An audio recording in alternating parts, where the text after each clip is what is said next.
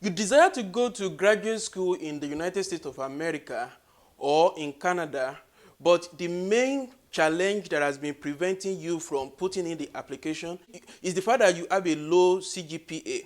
Maybe you are from a place where they even use a grading system that categorizes people into first class, second class, or third class. You have a second class lower division, and that has been preventing you from putting in the application. Today, I'm going to be sharing with you about 6 tips that you can apply in putting in your application to graduate school either in the United States or in Canada. So let's get into it.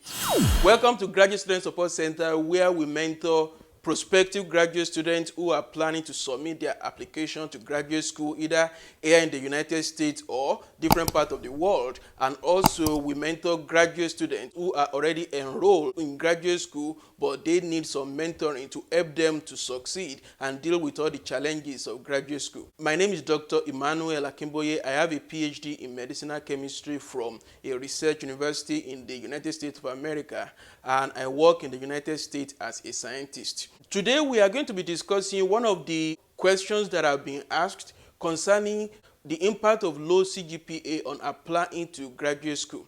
Many people who ask me these questions are foreign applicants. Some of them had their bachelor's degree in countries where grading system which categorize students based on CGPA like first class, second class, third class is used, and many of these students have like second class lower division. And this low CGPA and the classification into second class lower division has been a main discouragement that prevents them from applying to graduate school. And I perfectly understand that particularly when your grade is tagged, is labeled as second class lower division, that may have a psychological effect on you, thinking that how would they accept me in graduate school? So today we are going to be looking at this, and I'm going to be sharing with you tips on how you can still put in your application to graduate school and still have some success with it. Because I must tell you that I know many people whose CGPA fall within the same range, and they have been able to successfully apply to graduate school, and some of them are currently in their graduate program now. And I know those who have even graduated and are already working successfully in their various careers. So the first thing that I believe we need to establish is the fact that when it comes to applying to graduate school, the CGPA is just part of it. I know it's a very important part. I'm not minimizing that. It's a very important part of the application package, but it's just one part of the application. So what your CGPA is should not discourage you from applying to graduate school. Also, the classification into first class, second class, or third class, or things like distinction, upper credit, lower credit, are things that are not even used in North America at all.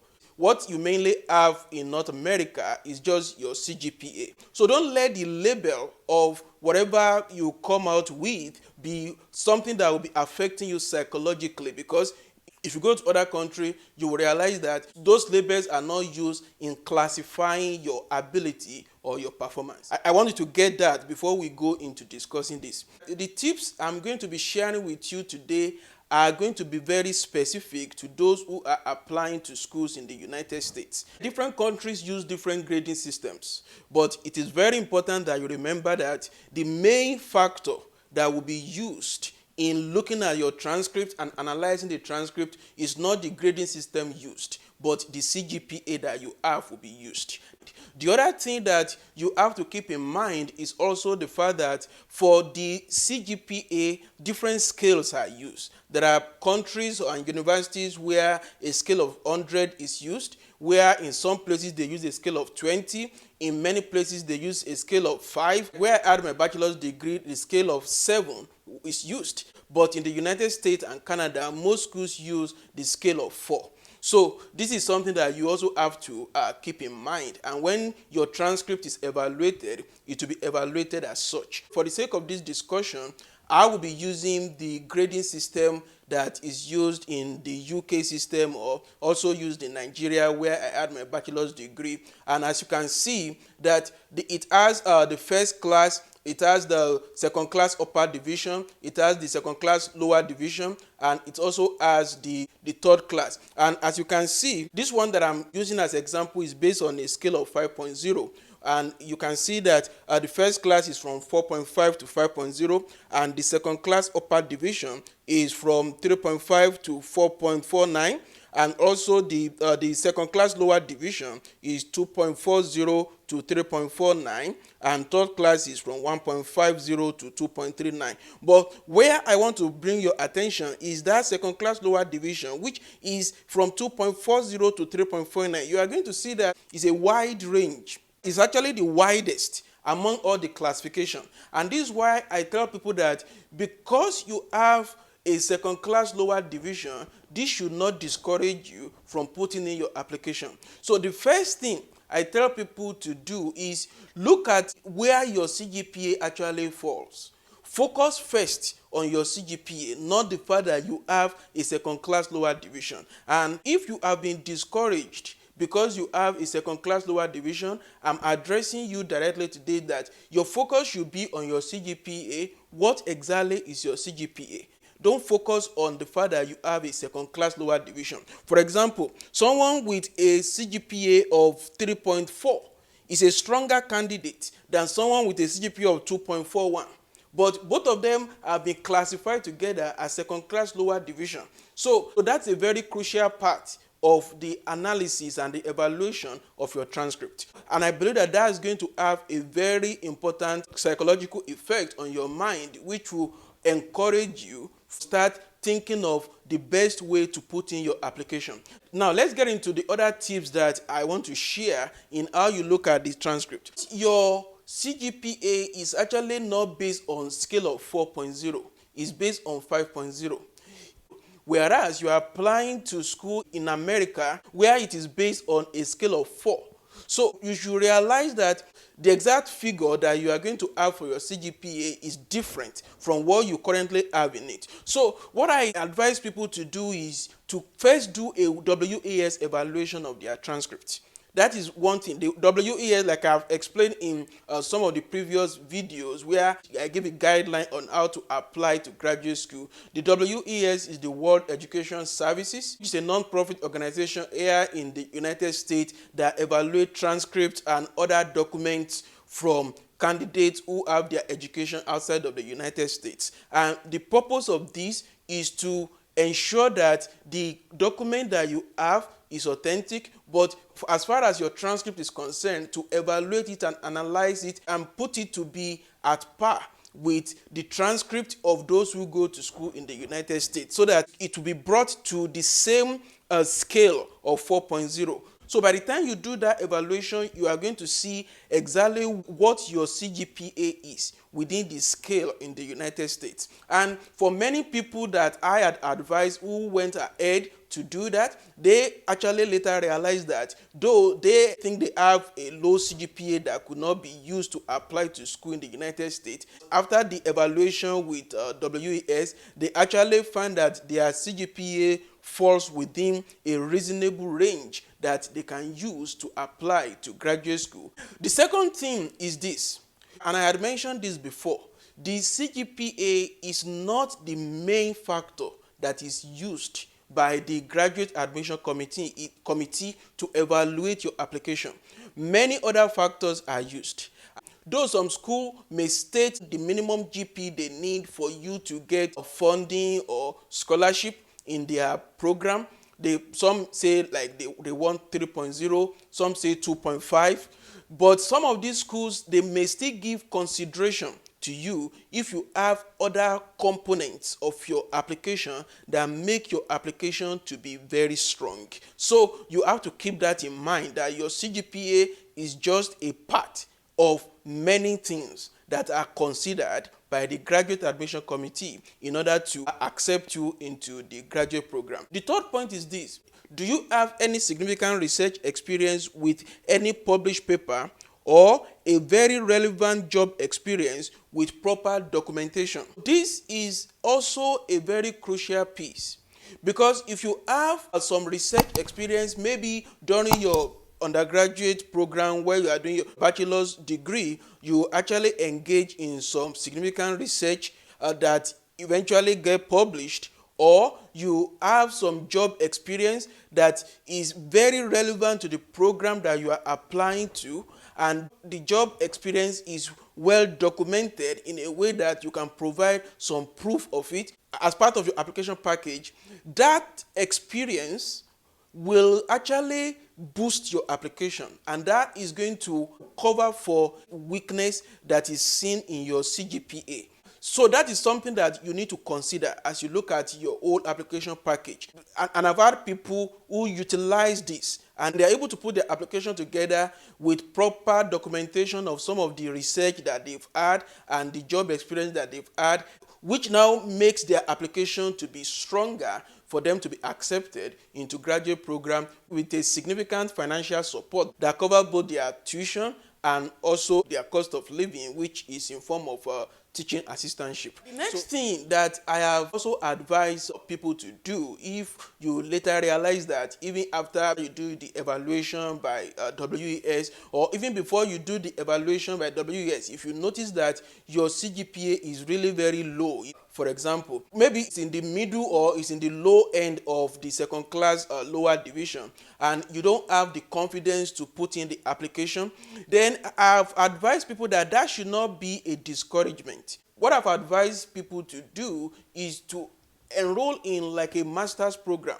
You can enroll in a master's program in the country where you are now and put in a lot of effort in that master's program to ensure that you perform excellently well and you have a higher CGPA, and you will also have some research experience during the master's program, and some even add some work experience as well. And by the time you combine your undergraduate bachelor's degree with the master's degree, where you perform better than the undergraduate degree, and also the research experience and some job experience you have, this has made your application stronger. And don't forget that you may still do the GRE and you have a better score, and also you have your statement of purpose and a very strong recommendation letters, and as a result you will be able to put in the application to graduate school. I believe that at that stage, because the application is a strong application now, you are going to be successful and you'll be accepted into the graduate program with some financial support. So let's go into the next point. Do you actually want to continue in that field, whatever you have your bachelor's degree in, or you intend to transition to another program? Because those who intend to transition to another program, is a totally different story. And your CGPA in your bachelor's degree should not discourage you from furthering your education. Now, let me give an example for that. I know people who have a bachelor's degree in some biological science, like microbiology or something like that, and then they decided that they don't want to continue in that field where they had their bachelor's degree, that their intention is actually to go into things like public health. So this is a different story entirely from somebody who wants to move ahead and go into a master's degree or PhD in microbiology. And what many of these people have done is they just try to have some work experience in a field that is similar to public health in their country or wherever they are. So with this work experience, they have had some exposure into public health concept and the kind of research they want to do, the kind of involvement they want to have in the public health. And this is put into their application package, particularly in their statement of purpose, to actually establish that they have a purpose and they have a reason why they want to get a master's degree in public health. And that real field experience that they have in that field actually makes their application stronger, that by the time they apply to a master's in public health in North America, they are accepted into the program. They may not be able to have a full scholarship into the program, but some of them have a partial scholarship which still enable them to be able to come and to start the program.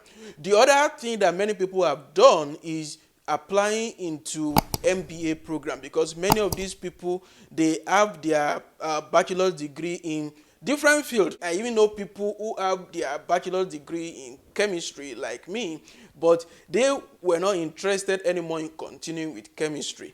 And some of them have a relatively low CGPA as well, but they have a work experience over about 2 to 3 years.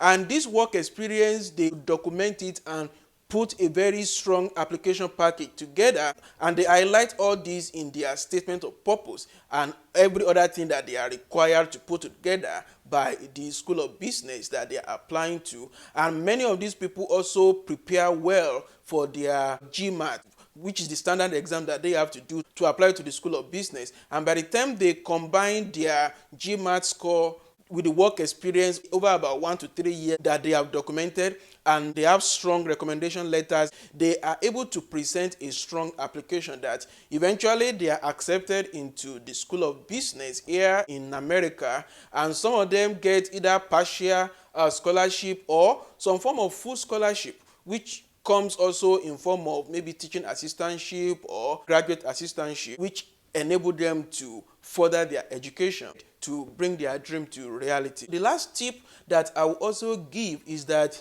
if you notice that your GPA or CGPA is low, you also need to account for that in your statement of purpose. There are people that their GPA is low at the beginning of their education, maybe in their first year or in the second year.